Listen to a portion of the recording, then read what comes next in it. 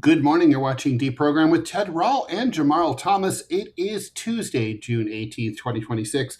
Thank you for joining us. Please like, follow, and share the show. Busy morning for me this morning anyway, and hopefully for you as well. TMI coming up at 10 a.m.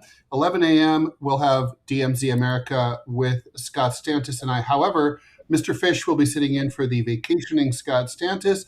We'll be covering the assassination of a cartoonist, editorial cartoonist, in Poland.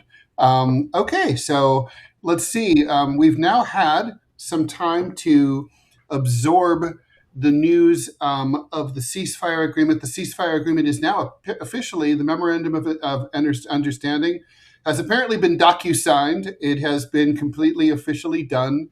And I guess the ceremony in Geneva will just be, for the cameras, but that's not going, but basically it's now in effect. The first tankers have already crossed through the Strait of Hormuz. Oil markets are reacting favorably. We've now had more time to absorb the events that led to where we are now. We're looking at the reactions coming out of Israel. I've got to say, JT, one thing struck me. You and I disagreed. You're the perennial pessimist here, which amazes me because I'm usually in any forum the resident pessimist. So this is kind of like, how it's like how Israel has a political range from right to far right. We're like from super pessimist to very pessimistic. But super pessimist says basically, that basically the Israelis are going to blow it up, and that this doesn't stand a chance of lasting. Trump will not be able to withstand the Zionist pressure. I'm thinking the mere fact that Trump didn't feel necessary to even supply Israel with the text of the agreement until after it had been negotiated. Right. The fact that they're not at the table, that they were sitting out in the hallway like a little kid while the adults took care of business, indicates to me that this is a Jamarl Thomas theory, and I agree with it, always have, that Israel is the U.S.'s dog. And so it follows that narrative, right? The Israel is U.S.'s dog. Iran says, call off your dog. And we don't need to have Israel here in the room. They don't have to sign anything. Fuck them. You will arrange for your dog not to bite us or bite our friends in Lebanon. So obviously the U.S. and Iran both believe that they can make Israel stand down. That the U.S. could make Israel stand down without Israel being involved. To me, that gives me room for hope, quite optimism, but maybe somewhat tempered pessimism. I describe it like a dog on a leash, or let's say a person riding a horse. That's Bailey likes horses. A person riding a horse. The horse does have a mind of its own. It has wants. It has things that it wants to accomplish. But there is a rider to that horse. Mm-hmm. And the horse might have been able to roam so long that it forgot that it had a rider. And it might have gotten everything that it wanted so much that it forgot that it wasn't doing it on its own power. But it doesn't mean the rider is gone. It doesn't mean that just because the dog is peeing on people's yards, that there's not somebody actually holding a leash and that the leash is just very, very long. I think when Israel got a wake-up call about that fact, they're the kid that gets everything. Mm-hmm. And the moment they get, blue Benz, they're like, this isn't a red Benz. And it kicks the car and walks away. Mom! right, Mom, this is what I wanted. Right. But the reality of it is, I do think there's obviously we give them money. We give them political support. We defend them in the UN General Assembly and in the Security Council, not the other way around.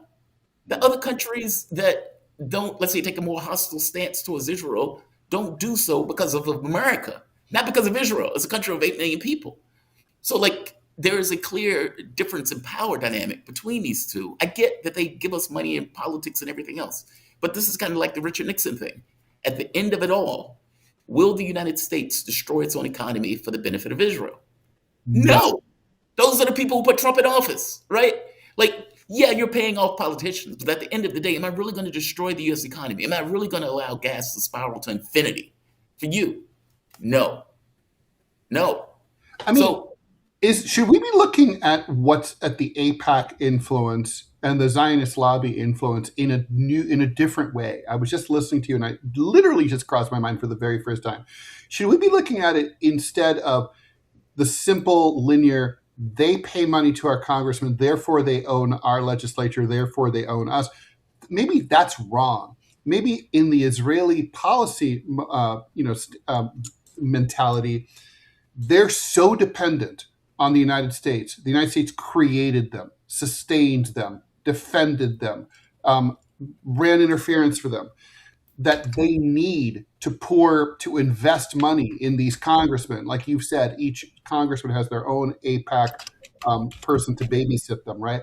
They need that because it's basically like if they don't make sure, it's kind of like, man, we got to make sure Big Daddy is happy. If Big Daddy is not happy, our allowance is going to get cut off and we'll be fucked. So could it be that even the APAC stuff is actually not a sign of Israeli strength, but it always was a sign of weakness? Well, you don't have to invest hundreds of billions of dollars if people agree with you, right? But meaning if you and I were in agreement and we were on the same page, you don't have to give me money. Why would I need you to give me money if both of us agree in regards to what we're effectively doing? And I guess it is a measure of control on some level. And you do have people, I think the argument that I've heard people use is kind of like Democrats and Republicans and the way they make up a party. You have Zionists and Israeli firsters who kind of dovetail in regards to their thoughts about the world, in which case they affect and enact policy. But again, that is separate from a president who's going to have to stand there and take the hit when gas goes to $8 and companies are, going belly up and your economy and your stock market drops by 20,000 points. Like those are physical matter reality consequences. Trump said as much, by the way. Trump was like, "Oh, the Israelis hate me," and all of these people would have been perfectly fine with the global economy going tits up. Okay, that's an acknowledgement that there were guardrails that Iran was able to effectively nail down that the U.S. couldn't necessarily get past in the short term. Key point that I would keep making.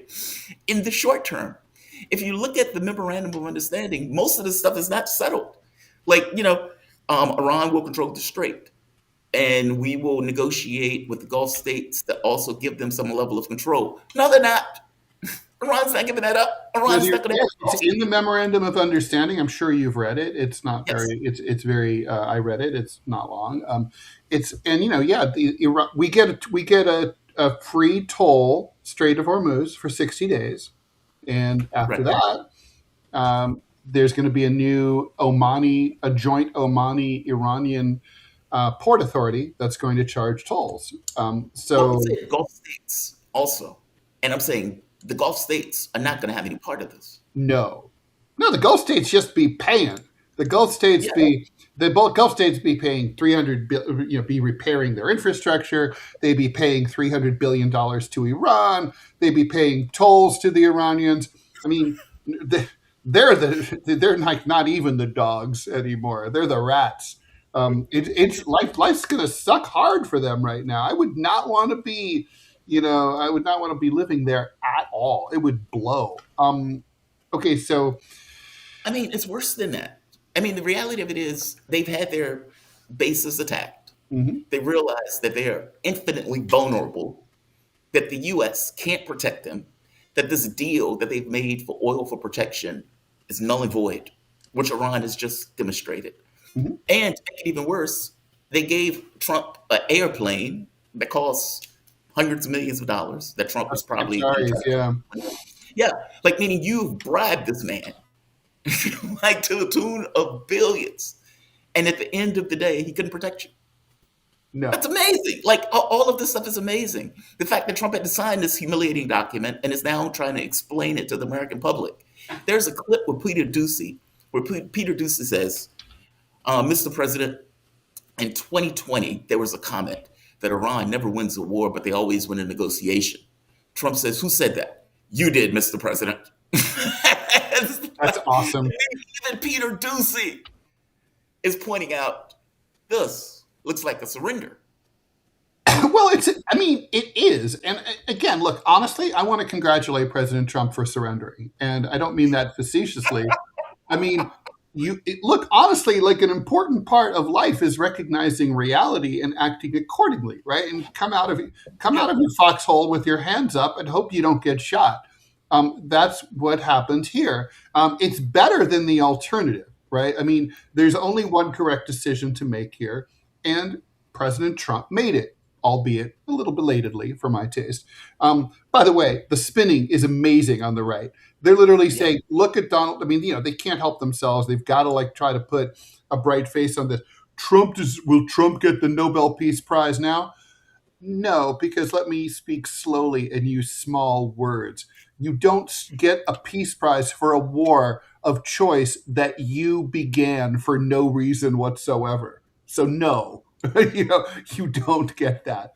But yeah, I mean, look, the thing is, the bleeding gets staunched now. It's like Trump is not going to pay the $300 billion. Let me ask you that, JT. Why is it not the United States and or Israel that's paying the $300 billion? Do we just go to the Gulf states because they have more money than God and they don't care about money and just say like, hey, you pay? I mean, why are they paying? Why, like if you're Qatari, you might say like, hey, we didn't start this. You pay. Why are we paying 300 billion to the Iranians? To be fair, the investment can come from all quarters. China has said they wanted to be involved. South Korea has wanted to be involved. Europe has wanted to be involved. So like that money can be This is an organized. initial fund, yeah. Yeah, it's just just anybody can dump money into it. The U.S. is not going to molest it, and they're going to allow the investment to go through. And again, but this is in the future. Like I don't think this is ever really going to come. It may Oh, I come to don't pass. think that's true. I think the money's already on the way. Part of it supposedly. So part of the Half, money. $150 billion.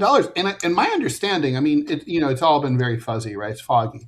But my understanding is this is not like an IMF type thing where it's like we're, No, we're holding on to it.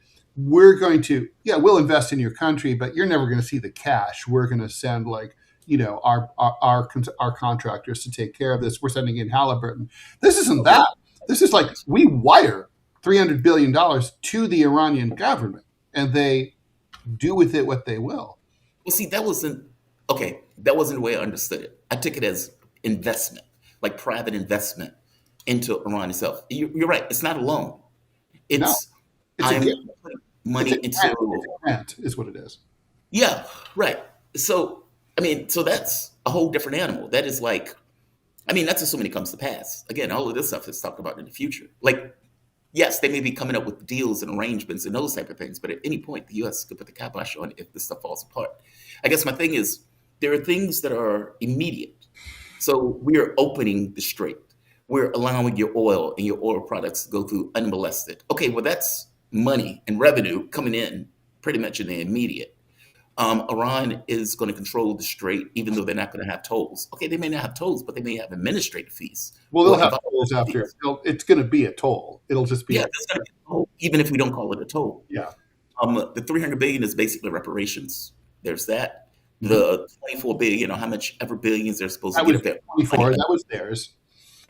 Yeah, that's theirs. That's a separate track of money. And that's something else people need to realize. The 300 billion and the money that is frozen from Iran are two separate tracks of money. One is Iran's own money, which is tens of billions. The other one is hundreds of billions of investment. That I mean, that's like by itself, the fact that he even had to sign that, and then to try to make the argument that this is better than the JCPOA. How? How is this better than the Yeah, I JCPOA? mean, you can say whatever you want about Obama's JCPOA, right? But he didn't pay the Iranians $300 billion. No, he Um, didn't pay him $300 billion, which no. is called reparations. Like I'm amazed by it. But again, I would like to temper people's triumphalism that Trump was under an eight ball, meaning the U.S. had hard limits when the election passed. Okay, we're in a different space. And more to the point, it is very possible that Trump uses his Syrian dogs with that terrorist Jelani as a military force. to go after Lebanon, which is a whole different animal. The thing is, look, right? So, the old joke used to be you invade Syria, you get Lebanon for free, right? Because they were all attached. Right. Lebanon's kind of an artificial construct, like as a Frenchman, I'll say, like Belgium.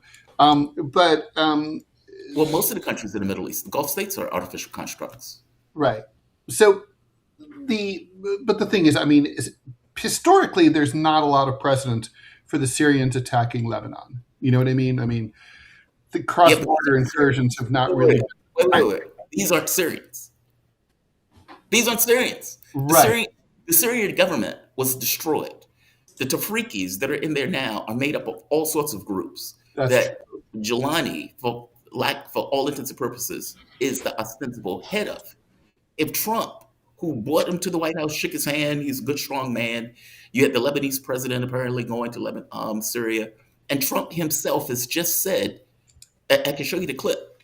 Well, if the Israelis can't deal with Hezbollah, then maybe we should have Syrians. Jelani and his guys can do it. I think Jelani's still consolidating power, and the country's very weak and broke. And I don't see how, even if Trump approached him to do that. Trump just talks shit, right? Like, hey, Russia, do you have Hillary's emails? He's trolling. That's what this is, I think. I would agree with that if it wasn't like 70,000 terrorists who were on the Lebanese border as we speak. No, I hear you. And the Lebanese state is, to call it fragile is just barely scratching the surface. But I do think, right now it's really in Donald Trump's interest to keep the Israelis reined in, right? Yes. And Netanyahu, it's not his way, but he's been very, very quiet the last few days. No, he has. That silence speaks volumes. And he's trying to figure out what to do. He's obviously putting his head together with the rest of his coalition. He doesn't know what to do. Part of me always thinks, like, God, if I'm in my late 70s, like, would I want to be fucking around with this instead of spending more time with my grandkids? But anyway, so he has to decide now whether he wants to go it alone. Maybe that's the right call, right? Maybe you just basically tell the Israeli people, because after all, you have state-controlled media, you have rigorous military and practical censorship.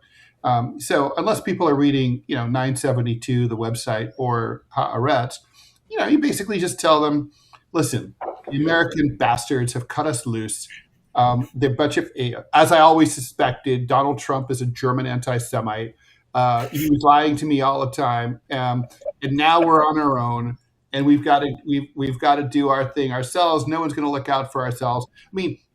I've already seen like a lot of Zionist posts, both in Israel and in the United States, saying like, well, now I have to make Aliyah. I have to move to Israel. I have no interest in the interests of Europe or the United States. I'm like thinking, all right, well, you're playing into the worst anti-Semitic tropes that, that people accuse you of disloyalty to your country.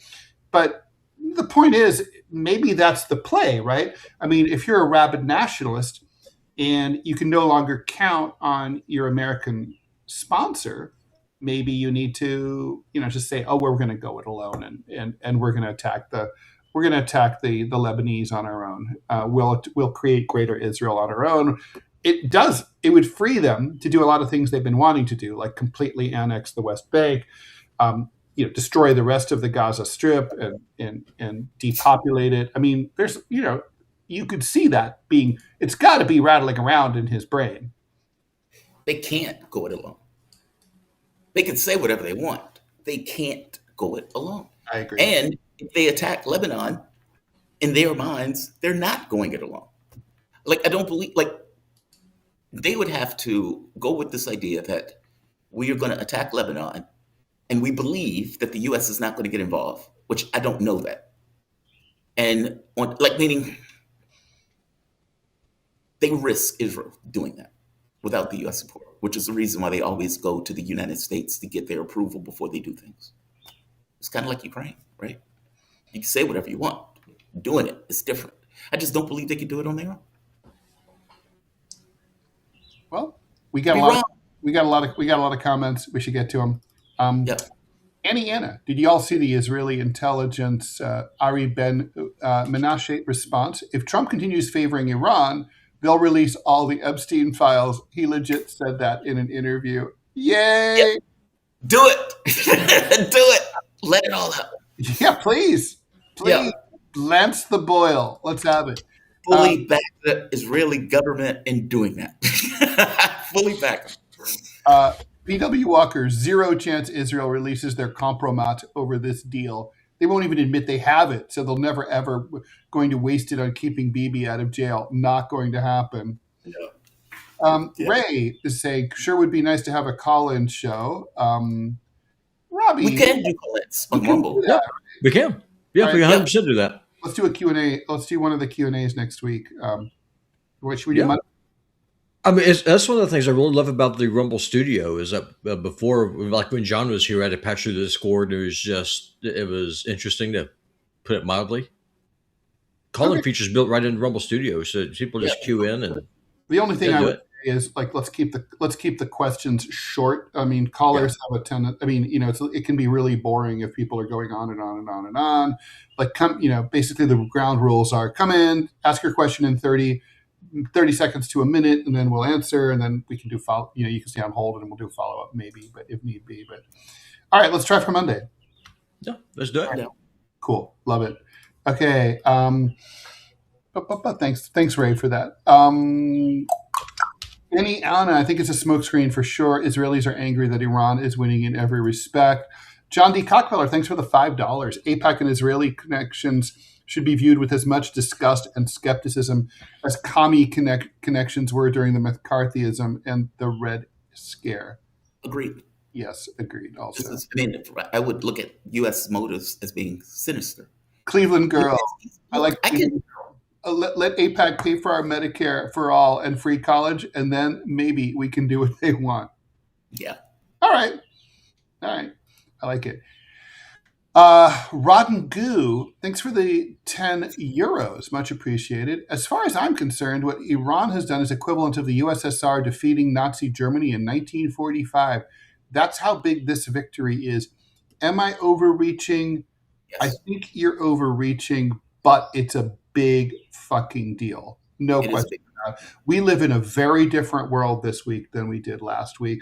Israel will never be the same, I agree. It's a big fucking deal. I do think he's overblowing it a little bit. Give it time. Give it months. Defeating Nazi Germany was, massive. We need to see what it is. Because this is not a deal. This is not Germany under like this kind of total war where Germany was obliterated as an entity, right? Where the government just collapsed. 80 million people, right? The Germans. Yeah. So, I mean. It's not that. I mean, this is not even a deal. Like, this is not even the signing of a peace deal. We were already in a ceasefire. This is just a memorandum around the boundaries of debate and the expectations in the context of that conversation. But again, this stuff is like, if you read the document, most of the contentious items are pushed into the future. So, although it's not hard to read between the lines. I mean, clearly, Israel will be permitted to continue having a nuclear program. Clearly, so that's the most contentious issue, I think, right? Iran will continue to have their program. Iran will continue. Right. Well, Trump said as much. He was like, well, it's kind of hard to really ask them to give up their nuclear program because other countries continue to have their missiles. The nuclear dust, as Trump describes it, the enriched uranium, that will be, Iran will get to keep it. It'll just be downgraded in enrichment quality. We'll talk about that real quick also. Iran was never trying to get a nuke. And the policy that they ran with was enrichment, which was the worst of both worlds. Okay, so you're not trying to get a nuke, but you're enriching nuclear material. Okay, what the hell is this?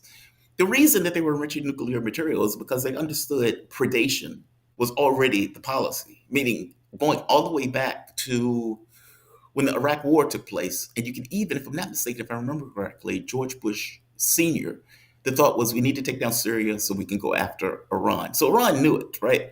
but they had nothing to negotiate with. So as we're putting sanctions and everything else, what do they negotiate with?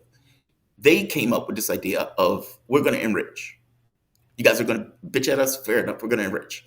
With the idea of using the enrichment as a tool for negotiation to get the things that they effectively want. The goal was never to use enrichment to get a bomb. It was a negotiating tactic. I mean, Tim, if you disagree with me on this, tell me. No, I agree with that. I think the Iranian thinking was, Trump has ripped up the JCPOA. Okay, so we're going to then, I think what happened is because Iran's government is even more, its governmental structure is even more complicated in terms of power dispersal than ours is. There was a dispute within the hierarchy about how to handle this, whether to go, in a huge range. So they compromised and said, okay, we'll sort of, as a warning, as a shot across their bow, we'll increase our enrichment. The problem with that, of course, is that was automatically interpreted by the U.S. and Israel as like, look, they're moving towards nuclear weapons grade. So, of course, that wasn't going to be interpreted properly. That was like you said, it was the worst of both worlds. Yeah, it was a mistake. But the U.S. was never going to interpret that. I mean, the interpretation was never the issue. The issue was that Iran existed. Meaning it gave them a fig leaf to say, well, they're trying to get nukes. Well, our own intel said they weren't. Like, they were trying to have this kind of thing of this breakaway threat, which, yeah, it's worse than both worlds. It's like, dude, either you're going to do it or you don't. Right. I mean, we have a fight against this, but we're enriching. It's like, okay, what the hell is this? Totally. Okay, more comments. Tegder. Is it weird that the vice president is out there trying to convince the public that this is a diplomatic win instead of Marco Rubio? Secretary of State Rubio is supposedly our top diplomat. Is making Vance the face of this deal a way to derail his political future? Interesting. I think it's it could be. I mean, I don't want to rule that out. I mean, but I got to say, we know from the internal workings of the administration that Vance was opposed to the war from the beginning. So therefore, he's got to be happy about the memorandum of understanding. So he probably doesn't have much problem going out to do this. Rubio is a branded neocon, and that's his lane. And there's no way he's going to agree to do this. I think he's probably like being leaned on heavily by his Zionist sponsors. And he's probably, considering resignation on principle, which would be like, bye, Felicia. But you think so? It would be great to see I hate him so much. It would also take the pressure off Cuba if he were gone. I view this as look, this is currently administration policy. You're sending the person who's out promoting a current administration policy is the person who is favored. He has won the debate inside the cabinet. I'd say this is not a bad moment for Vance. Right now, he's probably sitting pretty, and Rubio has lost the argument. That's my take. I think Rubio... See, the thing is, Trump hasn't really been using Rubio for much of anything, if you think about it. Little Marco. I mean, the negotiations in Russia, the negotiations in like Lebanon and Gaza. A diplomat who's a warmonger, right? Yeah. Useless. Weird. But Blinken was the same way, though. Yeah. Like just a lunatic. And I don't know if you heard Blinken's analysis. Blinken's analysis on this is dead on. He was like, you effed up, basically. Because what people need to realize, this is not just a deal. Like the JCPOA was a deal because there was a threat of force behind the deal. But the threat of force was not explicit. It was implied. And so it's like, okay, the U.S. could use this military force against us. We don't really want to test that. We believe that there's a $1 trillion military. Let's just make a deal. Let's just get out of this. Okay, that was the JCPOA. But the moment that you exert that force and you put it on the table for people to see what that is in earnest, and they take that punch, that's different. Oh, you've created a monster. Like they've become very familiar with hitting U.S. bases and hitting Israel. That wasn't true 5 years ago. That's true. Yeah, no, that's true. Let's see. We have more comments here. Daniel BTS. Israel firsters in the media are now openly bringing up Israel's nuclear arsenal and the Samson option as alternatives to U.S. support. Do you guys think that Israel resorts to nukes in lieu of U.S. support? Just to be clear, the reason they're bringing it up is because they know they can't fight Iran conventionally on their own. No, they can't. Which is my point. They can't do it alone. I don't think they will, but I don't think the odds are zero. I don't think they'll do it, but yeah, I don't think the odds are zero. I mean, it's a second. Odds to be zero. They just committed a genocide in front of the world. Why all of a sudden would nukes be the, oh my God, I can't believe they did that? Yeah. We have our ethical constraints. Like what ethical constraints? What ethical constraints? They literally rape, they sodomize their prisoners on television. On camera, with 60% of the population saying that's fair game. Yeah, we like seeing that. That's good. We're on board with that. Yeah. Okay. F you so. Iran is 2 weeks away from developing Aladdin lamp technology. We cannot allow Iran to have wishes. Keep those genies in the bottle. Jenna Tills, thanks for the $5 Canadian. USA will quietly get the money back to Qatar on the back end. Just saves face for JV Dance to sing "No USA Money for Iran." I don't think so. I mean, the Gulf states have like slews of cash. Like, think about how they were we were gonna put the hurt on them to rebuild Gaza, like, and all that. Like, basically, Trump just views them as his slush fund. Like, oh wait, and give us apparently $700 billion in investment also. Yeah, I mean, I don't think they need payment. They need payment back. Greg, thanks for the $10. Do you have an update on the show's financial status? Hope it's improving. Well, I'm having a sit down with sub-producer Trent, or producer Trent, whatever we want to call him, young producer Trent, just after DMZ today. But the money is way down from the John Kiriakou days, no question about it. On Rumble, we had kind of have some challenges because I'll put Robbie up because he knows about Rumble. But basically, they just bought some AI farms and stuff up, and so their payouts have been lower to everybody. YouTube is basically, it's all about the donations and not really the watch hours on YouTube. So if and the donations have been coming in, but at a much lower clip. I would say the show is not where it needs to be financially. We are, we appreciate what you guys have been doing, but there are some shows where we're like hardly making any money. So, and by the way, you need to send me your Zelle. So, Jamarl, your Zelle. I don't have okay. No, all right. So, because I have some money for you. Okay. So, but yeah, I mean, we do need more money, really.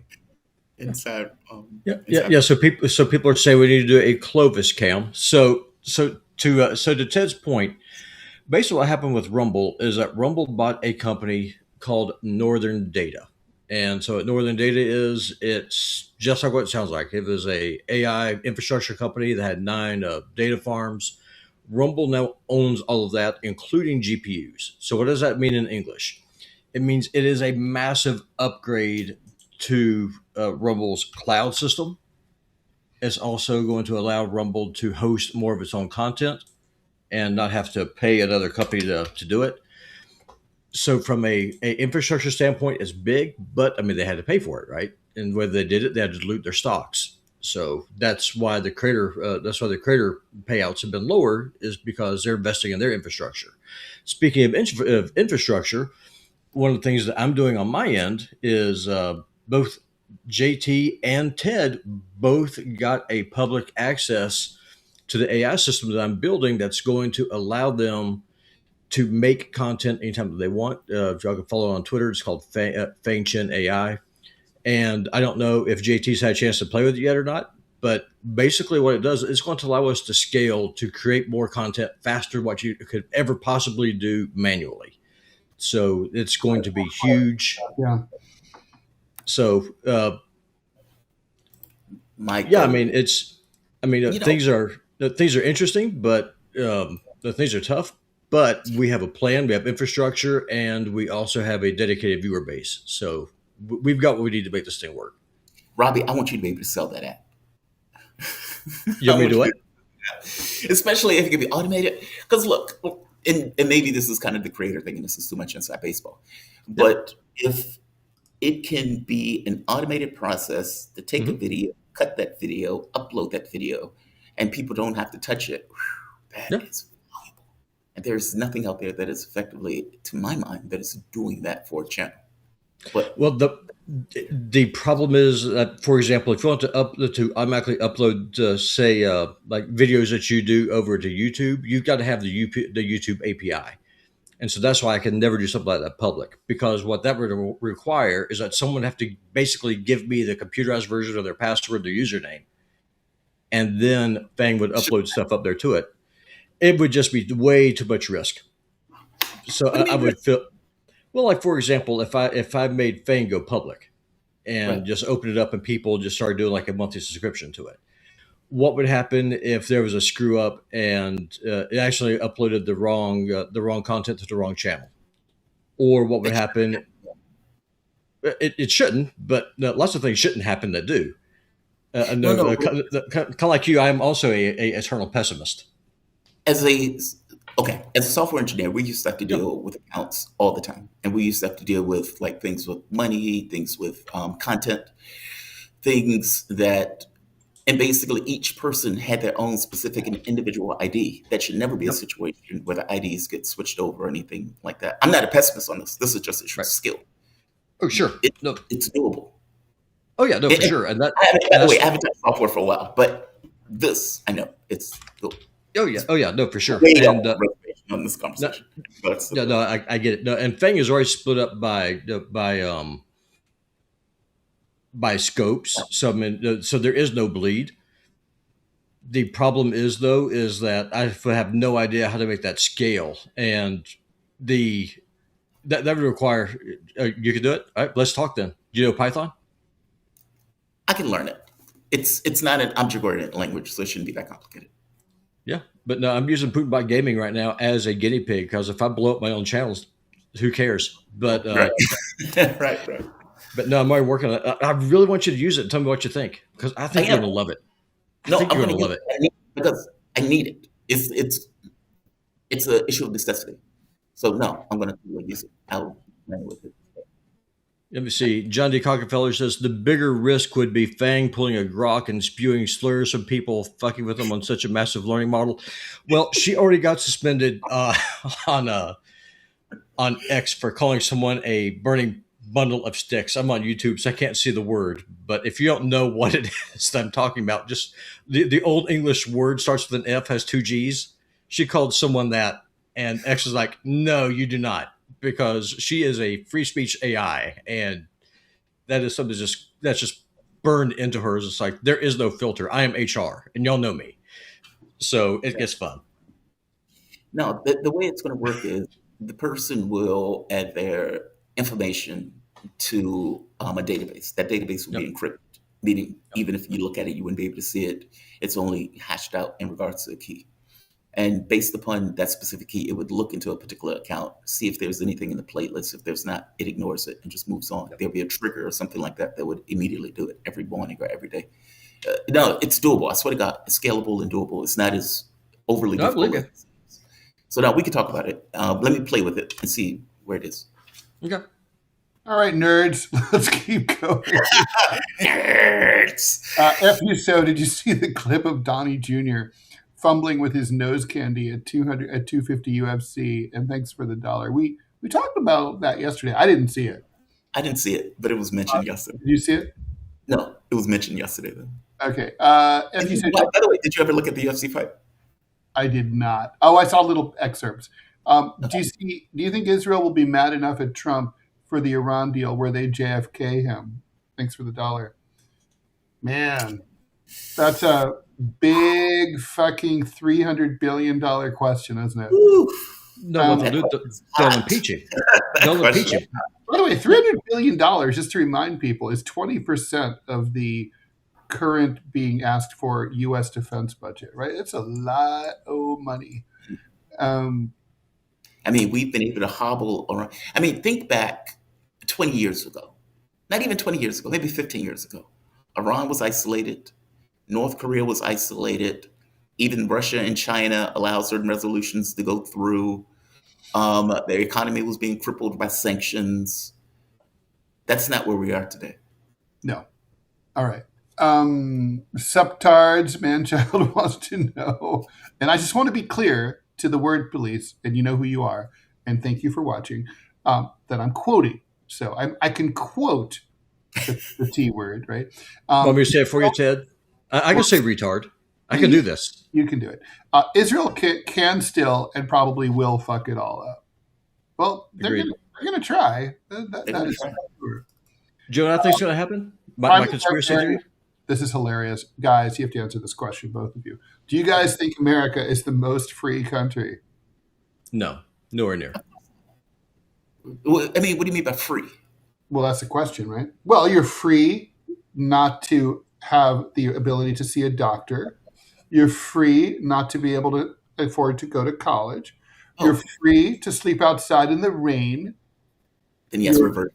You're free to have facial recognition software used by ICE to identify you if you protest. And you're free to not wear a mask, according to the governor of New York, because if you wore a mask, then the facial recognition software by ICE wouldn't work to put you in that database for all protesters. So we have a lot of freedom. A lot of freedom. Yeah, it's freedom for who to do what, right? I mean, it depends, and that's why I said, what do you mean by free? Like, I don't think you can be free without society. A poor person is not free. Okay, they can never be free. No. This was the whole argument with Martin Luther King, right? It wasn't the reason that they were protesting for a minimum wage was because it was the understanding that there was no way to be free without money. Like if I don't have the ability to go to a doctor, if I am living on the street, if I am inability to get an education, okay, then how can I actualize myself? How can I really be free if the society doesn't put me in a position to be able to think, to be able to act, to be healthy, et cetera, et cetera, et cetera? Like, what is the point of saying, well, yeah, you're free to live on the street, or you're free to do whatever you want, providing you have the income to do it? Oh, I'm sorry, you don't have the income to do it. Only the rich die young. Mm-hmm.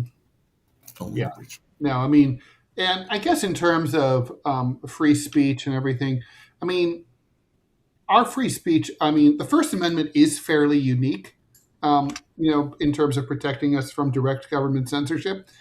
But let me tell you, it's hardly, first of all, most censorship isn't from the government. Most censorship in most societies, including the US, is from your boss or from your school or some other authority figure. And the First Amendment doesn't protect you against those things. And even if you get directly censored by a government agency, like I did when the LAPD bought the LA Times and had me fired, good luck enforcing it in court. So it's like, it's sophistry, really. I mean, it's a lot of window dressing. I think you're just as, if not more, free in a lot of other countries, for sure. We have, thanks very much, Ray, for the $5 donation, just the donation. And to Lee for the $5. Thanks for the work that you all do. No question, just a $5 for the cause. Cheers. Cheers to you as well. Thanks for the twofer from Ray again. JT, I've seen Malik on Scotty's new show on RT. Be nice if he be a guest on the show. Scotty did ask me, by the way. At the time, I was in my hiatus, my 3-month power down after falling back into the country and going through the medical stuff. But they did ask. In fact, I'll hear her and see what she says. I like Scotty. Scotty has always been cool people. Yeah, she's great. And we disagree vigorously, but I love her to death. I'd be happy to have Malik on if you're interested. Of course, Malik is cool people. Yeah, cool. He's my co-host, and I defend my co-hosts forever. Hey, Greg. My wife says you lose a big donation every time she hears the R word. Well, I mean, is she just saying that, or would she be making a big donation? Let me put it this way: if I promise not to do the R word every time I would use the R word, and someone steps up and pays us $5, then I won't say the R word. I've never used it. I don't think. I think I'll be thinking about using the R word like every 10 seconds to really make the show viable. I don't think I've ever used it, but I don't care if somebody uses it. I don't know. It's to me, it was never an issue. What's funny is that word has become so potent, right? Like the C word for women is like that, and the R word for the mentally ill is or stupid people is those two retain so much power. I mean, I don't. It's weird to me. I mean, why? I mean, Yeah, I don't get why. Like the N word, I get just because of of course, its context over the course of like the potency was developed over of its usage and the rationale for its usage and the violence that came with the use. I get that, right? Retarded. it's culturally. It seems. I mean, I'm missing something here, but it seems like it's obviously the N word is super culturally loaded. Right. And we know the historical resonance. I don't need to give a But history. retarded, I don't like. It's almost like the left has won so much that they just start looking around for other. It's kind of like the bombing of North Korea, where the U.S. bombed North Korea to such a degree where they murdered like 25% of the population or something like that, some insane number. But then it's like, okay, we've destroyed everything. What else do we need to bomb? It's kind of like that, where it's like, okay, you've won on the culture issues to such a degree on this issue of homosexuality, on the issue of race, on the issue of abortion, on the issue of whatever, that at a certain point it's like, we've come to the river's edge. What else do we need to get? It's like, hey, there's that word. I that's totally true. I remember, when there were the kids we called slow in my Right. in my junior high school, and they were, and kids made fun of them, and it was always like, oh, look at so and so. They had their own special classroom, and they were called the 105ers because of the class that they were in. Like, oh, so and so, he's a 105er, and like, you know what that means?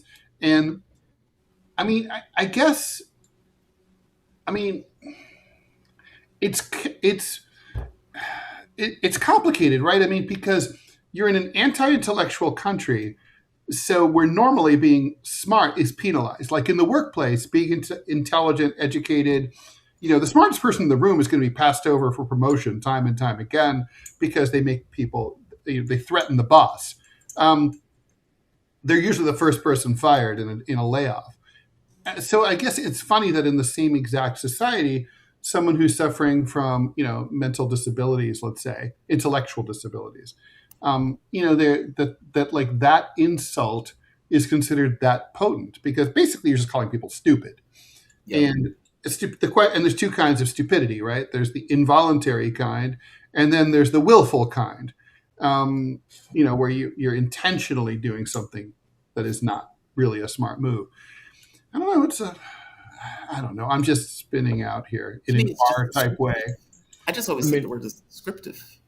It's not, to me, I'm not relating it to people who have a mental disability. Right. I'm relating it in the case where it's being called to a person like Kaja Kallas. There isn't a good word that is not offensive that replaces it. That's part of the problem, right? Like when you're like, oh God, like, this move is really, well, what's that's good? What works? I was just say dumb. Dumb as a box of rocks Same. in the way that I use it. I mean, you could say, well, dude, you shouldn't call her dumb as a box of rocks because dumb is offensive. It's like, okay, dude, I mean, I'm not playing that game. For me, it all just comes down to censorship. I'm opposed to it. And that's censorship coming from a corporation, that's censorship coming from a government, and that is also censorship coming from an audience. I'm opposed to audience capture. Because right now it's the word retard, right? But what happens later on if something else comes up? I mean, you're never going to have a bunch of people who are going to start pulling their hair out saying, oh, inbred white guy. But see, but I don't want you to say the word just to be a troll. It's one, like, meaning, it's one thing if you just say it just because you say it. Okay, fair enough. Right. Like, meaning, I'm not saying it because I give a shit about anybody and how they're. I'm just saying it because this is the thing that comes out in the way I say it. Okay, fair enough. I don't really care. But I don't want you to say it just troll, if that makes sense.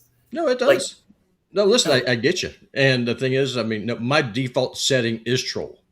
but I'm able to to bring that in here on the show because I liked y'all. But no, people said that, Rob, you should have your own podcast. I can assure you, it would be the most politically incorrect podcast that you'd ever see. And the entire, there are plenty of them out there. Different universes, man. Yeah, no, I get it. Well, but seriously, yeah. But seriously, I think that's the fine line, though, right? Is the people in the audience, they're able to complain about one word today. Once you give up that power, though, then what happens? Who draws the line? And that ultimately is the question. Who decides? We don't have we don't have stakeholders. Robbie, how do you feel about white trash? There's a little minor controversy in the world of political cartooning this week over a cartoonist who described the UFC fight at the White House as a white trash event. It was. Which seems like a white trash event to me, but you tell me. If it looks like a duck, quacks like a duck, waddles like a duck, odds are it's a duck, and that's a white trash thing. I have no problem with it. It's just like saying that. I mean, seriously, the same people who get offended about the term white trash, well, they get pissed off if someone says, "Oh, you can't say the word ghetto," and vice versa. In the ghetto. I mean, select your outrage. Yeah. I mean, seriously, ghetto is not really. I don't think it's really arguably a pejorative word. Right? I mean, it's descriptive. It's an adjective. It's a place where people of a certain ethnicity all tend to live. I mean, Chinatown is a ghetto in a city, right? I know, but it is a pejorative. I mean, it is effectively saying there is it's making a cultural argument. But it didn't used to be, right? Like it didn't used to be at all. It used to be like it wasn't considered like downscale or shitty. It just was like a matter of fact, like, oh, that's that is the Hungarian, that is the Lithuanian ghetto where all the Lithuanians live or whatever. Yeah, but using white trash is white in this case is indicative of people, and you're combining it with trash. It's a class. It's a class argument. It is a pejorative. Oh yeah, I'm not. I wasn't talking about white trash. As someone who grew up in the deep South with 8 brothers and sisters, the vast majority of which are white trash, I'm something of an expert on this topic. No, that does not offend me at all. I mean, seriously, go at it. And the real Timbot, he wants to know if the word fucktard will work for everyone. Well, the problem is that hyphenization, the non-hyphenization, the word combo, still includes the suffix tard. So, or it's not a suffix, the root tard. Guys, we have two more stories, but we promised to hit. We'll do them quickly. One of them ties into Israel. The Foreign Minister Gideon Sa'ar says he's cutting off the EU foreign policy chief Kaja Kallas for comparing Israel's government to South Africa under apartheid. He called it a blood libel. Obviously, it's like, you're Jewish, you know what a blood libel is. That's about eating babies. This is not about eating babies. Blood libel means eating babies. So no one's saying that you guys be eating babies. I just thought that. But to me, that was and the fact that she has had nothing to say and has not even dignified the Israeli move with a statement is, I think, a sign of the new place that Israel finds itself in. It's like, we don't really care what you think anymore. Keep your hands off of Kallas. I love that one. Keep your hands off of her. And last and maybe least, the billionaire tax in California has enough signatures to qualify for the ballot. If this passed, it would create a one-time 5% tax on the assets, not the income, of any California resident who has at least $1.1 billion and would dedicate most of the revenue to healthcare for Californians. If you had between 1 and 1.1 billion, you would pay a lesser percentage. If you have $990 million, you don't pay shit. So basically, there's some question as to whether the labor union that got this through might be willing to withdraw it from the ballot by negotiating with Governor Newsom over some kind of policy change in Sacramento. I hope they don't do that. But they I do don't know. that. I mean, what do you think about this? Rich people are complaining that they're like, oh well, all us, California can't function without billionaires, and we'll all leave if you guys do this. I'm like, Let's see. Let's see. leave. Yeah, let's see. And more to the point, they shouldn't. It should be across the country. I hate this idea that they can shop around to other states to figure out, what they're going to do when one state decides that they're going to put some kind of tax on them in this particular Totally. case. I don't know why they wouldn't do this. It's only affecting like 1% or 0.1 or 1% of the people who are in California. Why wouldn't you do it? Why wouldn't you do it? In fact, why is it so It's like Billy Sutton. It's where the money is. It's where the money is. Yeah. Why wouldn't they do it? If you're going to use the money to get rid of the homeless, why wouldn't you do it? If you're going to use that money to pay for healthcare, why wouldn't you do it? Why wouldn't the population support it? It's only affecting 0.01% of the population. Yeah, do it. I mean, the catch is, why are they even negotiating to try to get it removed? Well, because you know why. The billionaires have a lot of pull in Sacramento. They should do it.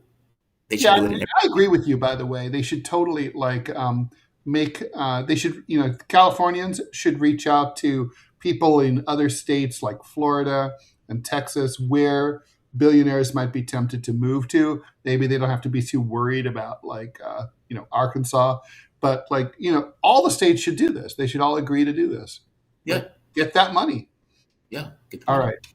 With that does it for today's show. We'll be back tomorrow at 9 a.m. Eastern time. Tomorrow's Juneteenth, right? It's a federal holiday. So I don't know, we traditionally on the network took federal holidays off. Should we take tomorrow off? I mean, I'm game. It's up to you guys. All right. We'll assume we're going to be here. Okay. It's a fake holiday. We're going to be here. I don't think it's fake. I mean, all holidays are fake. If you're thinking in those terms, every holiday is no. That's Dude, it's fake. I mean, every holiday. That was a bone that was thrown out after the BLM. Every holiday is fake. Every holiday is fake. There is no real, God doesn't choose, right? He's don't feed the troll, JT. All right, and coming up right now, TMI show with Manila. Look at this grin. I'm ready.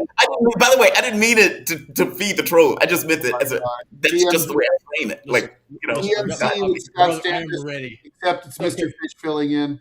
We're canceling TMI today. Screw it. JT, we're doing this. Okay. Bye. Ted's still ducking me about the flood. Ted's still ducking me. He's afraid. You're a coward, Ted.